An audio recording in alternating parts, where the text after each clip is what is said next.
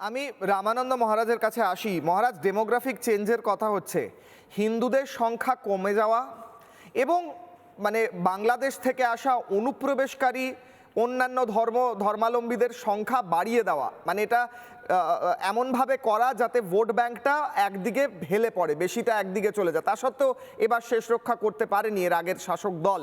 এমনটাই বিজেপির অভিযোগ যে এর আগের শাসক দল কি চেষ্টা করছিল, অহিন্দু ভোট বাড়িয়ে দেওয়া যাতে তাদের পক্ষের ভোটগুলো বেড়ে যায়, তার জন্য অনুপ্রবেশ ঘটানো, জনবিন্যাস পরিবর্তন করা। এইটা কতটা ভয়ঙ্কর?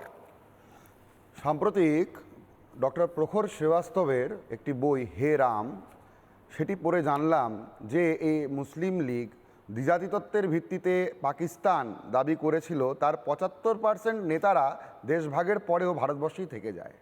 ফলে তারা তাদের যে অপবিত্র কার্যকলাপ পুনরায় চালাবেন এবং তারই ফলশ্রুতি এখন পর্যন্ত আমরা দেখছি।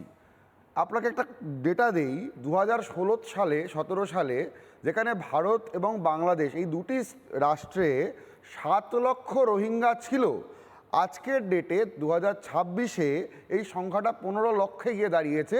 এবং এই সংখ্যাটা কিন্তু ওখান থেকে আর নতুন করে আসা নয়, এই সংখ্যাটা হচ্ছে রিপ্রোডাকশনের সংখ্যা। মানে 10 বছরে গুণিতক হারে তারা বংশবৃদ্ধি করে আমাদের রেশন খাচ্ছে। এবার আপনাকে আরেকটা কথা বলি, পশ্চিমবঙ্গের ক্ষেত্রেও বাম আমলের শুরুতে যে 78.45% হিন্দু জনসংখ্যা ছিল, সেটা ডিপ্রিসিয়েট করে আজকে 69%-এ গিয়ে দাঁড়িয়েছে। এবং যখন যখন আমরা দেখেছি এই সংখ্যা পড়ছে, সেইভাবে কীরকমভাবে বিভিন্ন জেলায় যেখানে যেখানে সংখ্যালঘু অধ্যুষিত হচ্ছে, সেখানকার হিন্দু জনজাতি মার খাচ্ছে, আমরা বারবার করে দেখেছি।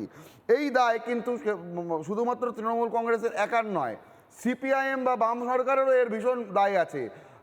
আমাদের প্রাক্তন পুলিশ কর্তা উনি বললেন না, আমি বলছি, খুব বেশি দিন আগের কথা নয়, জ্যোতি বসুর টেনিওরের শেষের দিকে যখন অনুপ্রবেশ ইস্যুতে তৎকালীন সময়ের বিজেপি প্রতিনিধিরা তার কাছে গিয়ে অনুরোধ জানান প্রবেশকারীদের শনাক্ত করতে, তিনি টেবিলের নিচে উকি মেরে দেখে বলেছিল, কোথায়, আমি তো দেখতে পাচ্ছি না।